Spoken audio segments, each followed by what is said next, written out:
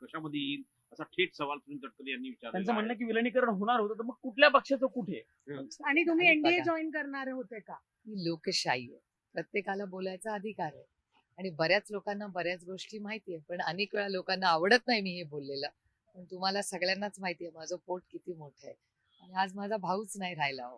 त्याच्यामुळे आता काय जुनं उगाच कुणाच्या बद्दल काय काढावं. माझ्या भावाचं आणि माझं जे काय बोलणं होतं ते दादाच्या आणि माझ्यामध्ये आहे आणि ते वास्तव आहे आणि रोहित ते पवार बऱ्याच लोकांना ते माहिती आहे. बोलणं आता पुढे ताई चालू राहील, म्हणजे पार्थ पवार बघूया आहेत ना किंवा अहो, महिला माझा भाऊ जाऊन आता 15 दिवस पण नाही झाले.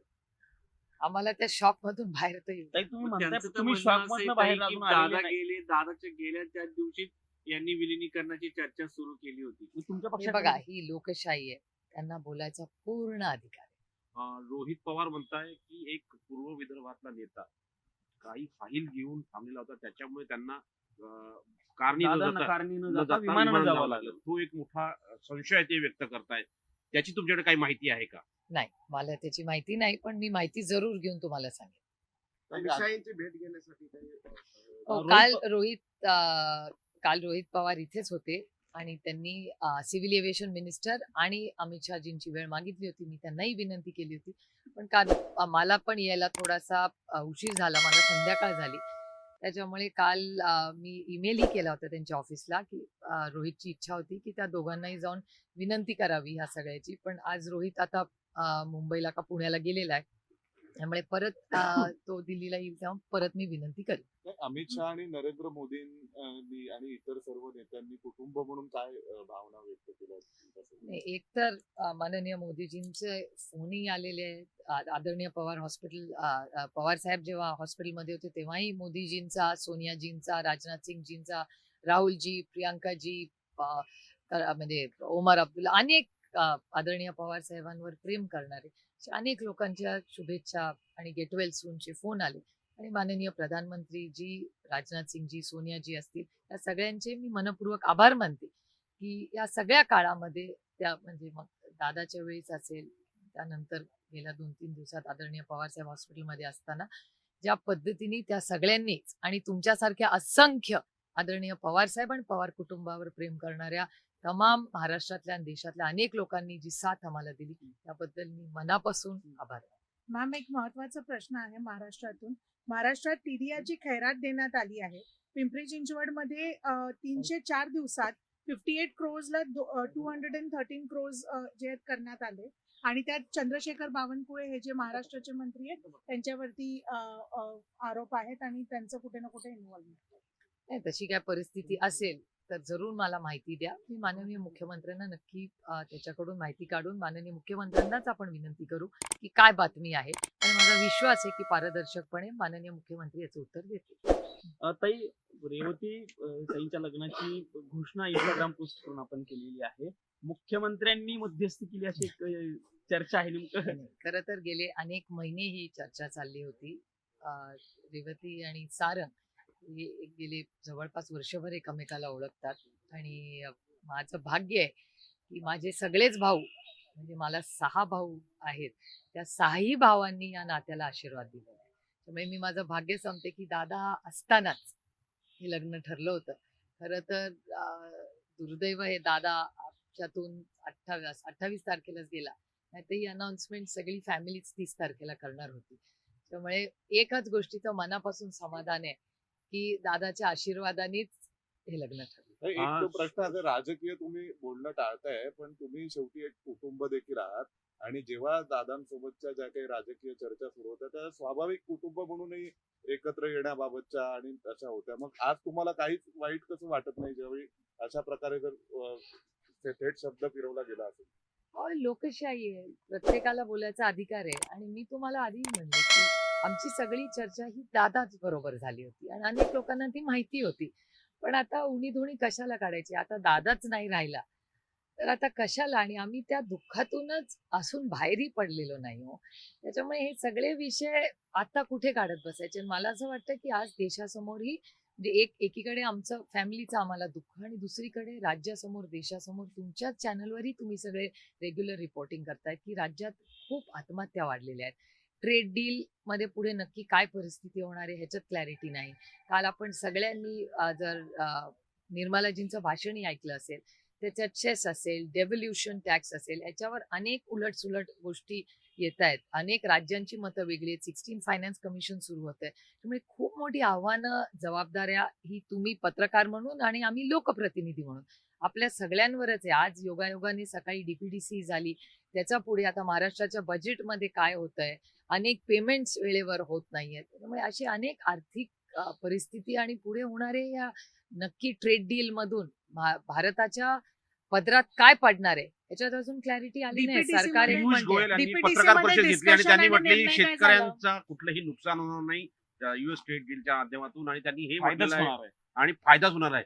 तुमच्याकडे काय माहिती आहे? नाही, मला असं वाटतं हे खूप अर्ली आहे. जर शेतकऱ्यांचं चांगलं झालं तर आपल्याला सगळ्यांना आनंदच वाटेल ना.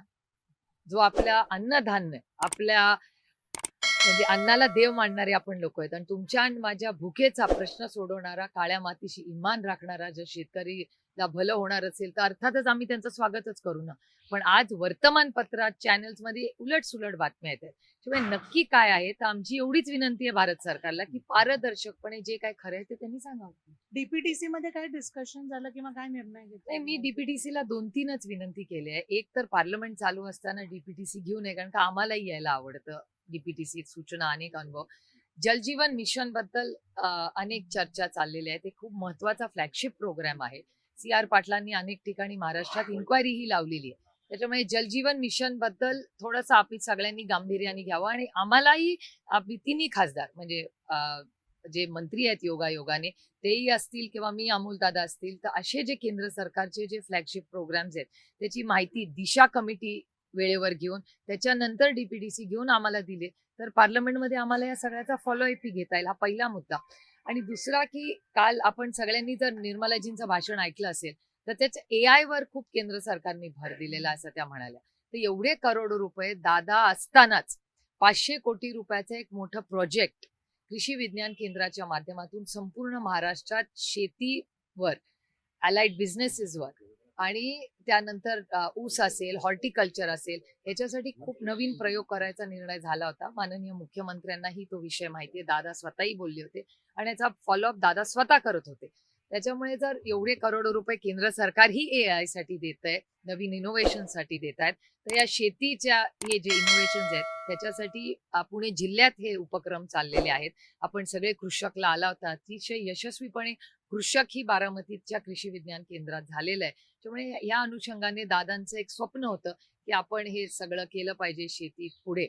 त्यामुळे त्याच्यात दादाचंही मोठं योगदान राहिलेलं आहे. तर ते जे 500 कोटी रुपये आहेत याचाही फॉलोअप झाला पाहिजे, जलजीवन मिशनचा फॉलोअप झाला पाहिजे, असे काही मुद्दे मी डीपीडीसीत मांडले. ताई, प्रमोद हिंगराव अजित पवारांच्या पक्षाचे नेते आहेत, तुम्ही सोबत म्हणजे अगोदर ते हो, कामच अर्थातच केलेले मी पक्षात. त्यांना चांगली त्यांनी ओळखते. आता प्रमोद हिंगरावांनी असं म्हटलेलं की त्यांनी एक शोकसभेमध्ये काल असं विधान केलं की प्रफुल्ल पटेल हे एक फाईल घेऊन अजित पवारांकडे आले, त्याच्यामुळे अजित पवारांना विमानानं जावं लागलं, अन्यथा ते कारने जाणार होते, अशा पद्धतीची शंका त्यांनी उपस्थित केली आणि त्या फाईलवरती सही करण्यासाठी वेळ गेला असं त्यांचं म्हणणं आहे. मला नाही माहिती, मी प्रमोदजींकडून माहिती काढून तुम्हाला सांगू शकते. प्रमोद हिंदुराव आमच्या कुटुंबातले. असते तर विलिनीकरणाची घोषणा झाली असती.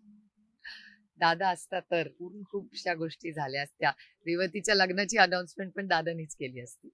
पण हे दुर्दैव आहे की दादा आज आपल्यात नाही. पण दादाची जी अपूर्ण स्वप्न आहेत ती सगळी आम्ही पूर्ण करू. एक प्रश्न थोडा वेगळा आहे. नेवासा तालुक्यातून एक सकारात्मक बातमी आली की जातमुक्त गावाची घोषणा केली. गावात जातींवरून भेदभाव केला जाणार नाही. नाही, हा पुरोगामी विचारांचा महाराष्ट्र आहे, शाहू फुले आंबेडकरांचा महाराष्ट्र आहे, छत्रपतींचा महाराष्ट्र आहे. त्यामुळे त्याच्यात ह्या नेहमीच देशाला जेव्हा सामाजिक परिवर्तन झालं, महाराष्ट्र नेहमी पुढे राहिलेला आहे. माझा विश्वास आहे की आजही तुमचा आणि माझा महाराष्ट्र, आपला महाराष्ट्र हा नेहमी सामाजिक परिवर्तनात, विकासामध्ये नेहमी देशात एक काहीतरी नवीन दिशा द्यायचं काम आपले नागरिक नक्कीच करतात. एक शेवटचा प्रश्न, उपमुख्यमंत्री झाल्या सुनेत्रा पवार, घाई झाली वगैरे अशा स्वरूपाचे जे खूप चर्चा आहे. चर्चा झाल्या. हे लोक बोलत राहतात. मला असं वाटतं इथून पुढे दादाची जी अपूर्ण स्वप्न आहे ती पूर्ण करण्याची नैतिक जबाबदारी ही आज आपल्या सगळ्या. काही विरोधी पक्षाला सभागृहात बोलू दिलं जात नाही असं सातत्यानं चित्र किंवा असा आरोपही होतो. याकडे कसं बघता? पूर्ण सेशन मध्ये हे आरोप होत राहिले. काही लोकसभा खासदारांना अध्यक्षांवरती निलंबित देखील अविश्वास करण्यात ठराव आला आला. आहे. हे दुर्दैव आहे, कारण का शेवटी लोकशाही आहे. आणि ज्याला इंग्रजी म्हणतात डेमोक्रेसी हॅज टू बी नॉइझी. आवाज तर झालाच पाहिजे. आणि ही जर लोकशाही आहे तर विरोध, लढाई, मतभेद हे झालेच पाहिजेत. माझं नेहमी म्हणणं असतं की मनभेद होता कामा नये, मतभेद हे झालेच पाहिजेत. त्यामुळे या ज्या पद्धतीने निलंबन झालं किंवा टोकाची भूमिका घेण्यात आली ही दुर्दैवी आहे. कारण का लोकशाहीमध्ये सगळ्यांनी बोललं पाहिजे, म्हणूनच तर ती लोकशाही. गाईज तुम्हाला घ्यायचं असेल मॅम, ऑपरेशन खैरात झी 24 तासने जे काढलं तुम्ही आता सांगितलं डिटेल्स द्यायला, पण TDRच्या संदर्भात ज्या प्रकाराने नाही, चंद्रशेखर बोला. बावनकुळे यांच्यावरती आरोप केले गेलेत आणि कार्यकर्त्यांना किरपाती मिळाली आहे की 304 दिवसात मी ह्या सगळ्याची माहिती घेईन आणि मला असं वाटतं मला विचारायच्या ऐवजी माननीय मुख्यमंत्र्यांकडूनच आपण क्लॅरिफिकेशन आवाज कुठे हा मुद्दा उचलला जाणार का? कारण की ऍट द एंड हे महाराष्ट्राचं हे नाही आहे. अर्थातच जर कुठलाही गैरव्यवहार महाराष्ट्रात नाही देशात कुठेही झाला तर त्याच्या विरोधात आमची नैतिक जबाबदारी आहे की त्याच्या विरोधात आम्ही बोललोच पाहिजे.